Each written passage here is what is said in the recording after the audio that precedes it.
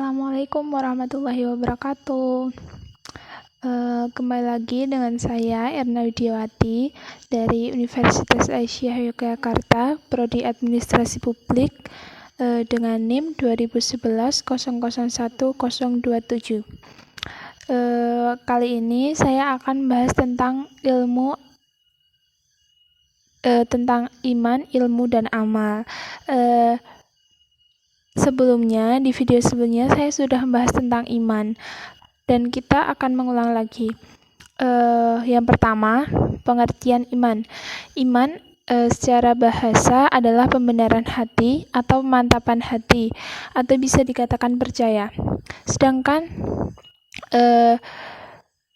pengertian dalam syariat adalah mengetahui Allah dan sifat-sifatnya disertai menjalankan semua perintahnya dan menjauhi semua larangannya. Adapun juga pengertian dari hadis Rasulullah dari Ibnu Hajar radhiyallahu anhu, beliau berkata, Rasulullah Shallallahu alaihi wasallam telah bersabda, iman adalah pengetahuan hati, pengucapan lisan, dan pengamalan dengan anggota badan. Hadis riwayat Ibnu Majah dan At-Tabrani. Dari hadis tadi kita dapat menyimpulkan bahwa unsur-unsur yang membentuk keimanan dalam diri seseorang adalah ada 3, yaitu pengetahuan hati, pengucapan lisan, dan pengamalan dengan anggota badan. Yang pertama yaitu pengetahuan hati. Berbicara tentang iman tentu saja berbicara tentang keyakinan. Maka secara mutlak orientasi pembahasan ini dititik beratkan pada jiwa seseorang atau qalbu. Hati manusia merupakan pusat keyakinan dalam diri manusia. Orang yang beriman harus ma'rifat kepada Allah, yaitu mengenal siapa Allah, karena tanpa mengenal siapa Allah, mustahil kita akan beriman kepadanya. Unsur yang kedua yaitu pengucapan lisan. Nah, setelah kita meyakini dan mengenal Allah dengan sepenuh hati, seseorang yang beriman wajib mengakui dan mengikrarkan iman tersebut dengan lisan, yaitu dalam agama Islam biasanya kita mengikrarkannya dengan mengucapkan 2 kalimat syahadat. Nah, kita masuk ke unsur yang ketiga, yaitu pengamalan dengan anggota badan. Amal adalah unsur dari iman, seperti perkataan Imam Ibnu Abdil Bar, yaitu para ahli fikih dalam hadis telah sepakat bahwasanya iman itu perkataan dan perbuatan, dan tidaklah ada perbuatan kecuali dengan niat. Al-Imam Ibnul Qayyim Al-Jauzi juga berkata, hakikat iman terdiri dari perkataan dan perbuatan. Perkataan terdiri dari 2, yaitu perkataan hati atau i'tiqad, dan perkataan lisan, yaitu kalimat syahadat tadi. Dan perbuatan juga ada 2, yaitu perbuatan hati, yaitu yang terdiri dari niat dan keikhlasan, serta perbuatan anggota badan. Apabila keempat hal tersebut akan hilang, apabila kehilang 4 hal tersebut, maka akan hilang keimanan dan kesempurnaannya. Dan apabila hilang pembenaran atau tasdik dalam hati, tidak akan bermanfaat bagi 3 hal lainnya. Nah, kita masuk ke poin yang kedua, yaitu ilmu. Ilmu sendiri menempati kedudukan yang sangat penting dalam ajaran Islam. Hal ini terlihat dari banyaknya ayat Al-Quran yang memandang bahwa orang yang berilmu dalam posisi yang paling tinggi dan mulia.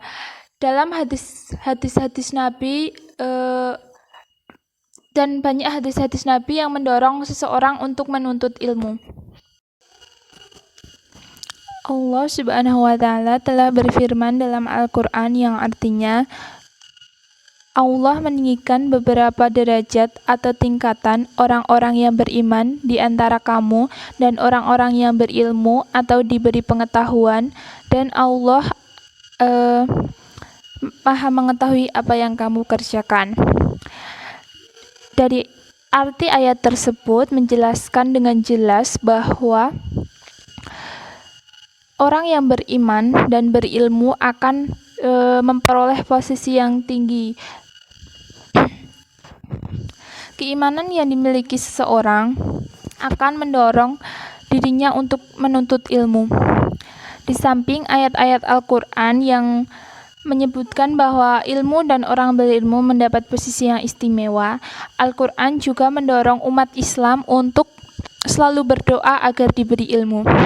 Salah satu wahana untuk menambah ilmu dalam diri manusia adalah dengan membaca, seperti dalam firman Allah dalam Quran surat Al-Alaq ayat 1-5. A'udzubillahi minasyaitonirrajim. Bismillahirrahmanirrahim. Iqra' bismi rabbikal ladzi khalaq.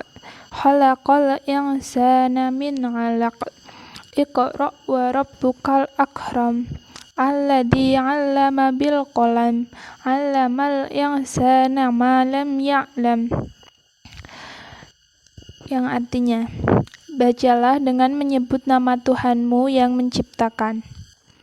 Dia telah menciptakan manusia dari segumpal darah. Bacalah, dan Tuhanmulah yang Maha Pemurah, yang mengajar manusia dengan perantaraan kalam. Dia mengajar kepada manusia apa yang tidak diketahuinya. Shadaqallahul adzim.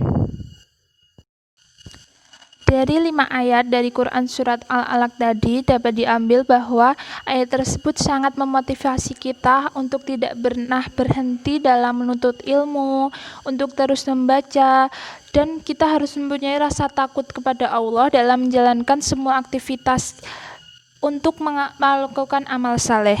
Dengan demikian, nampak bahwa keimanan yang dibarengi ilmu akan membuahkan amal saleh. Keutamaan orang yang berilmu adalah banyak sekali. Di sini saya akan menyebutkan beberapa di antaranya. Yang pertama, orang yang berilmu akan dimudahkan jalannya menuju surga. Yang kedua, ilmu adalah warisan para nabi. Yang ketiga, ilmu akan kekal dan akan bermanfaat bagi pemiliknya walaupun pemiliknya sudah telah meninggal. Yang selanjutnya, Allah tidak memerintahkan nabinya meminta tambahan lain selain ilmu. Yang kelima, orang yang dipahamkan agama adalah orang yang dikehendaki kebaikan. Keutamaan ilmu orang berilmu dalam Islam. Yang keenam adalah orang yang takut kepada Allah adalah orang yang berilmu. Dan keutamaan ilmu yang terakhir yaitu orang yang berilmu akan Allah angkat derajatnya, seperti yang sudah saya sebutkan di awal tadi, bahwa orang yang berilmu akan diposisikan di posisi yang sangat istimewa di mata Allah. Nah, sekarang kita masuk poin yang terakhir, yaitu makna amalan. Kata amal bermakna suatu perbuatan yang dapat dilihat dari baik dan buruknya. Dari segi yang baik digandingkan dengan salihat, sedangkan dari segi yang buruk digandingkan dengan su'u atau sayyiat. Demikian penjelasan yang dapat saya sampaikan. Apabila ada kesalahan kata, perbuatan, saya mohon maaf yang sebesar-besarnya. Terima kasih telah menyempatkan menonton video ini.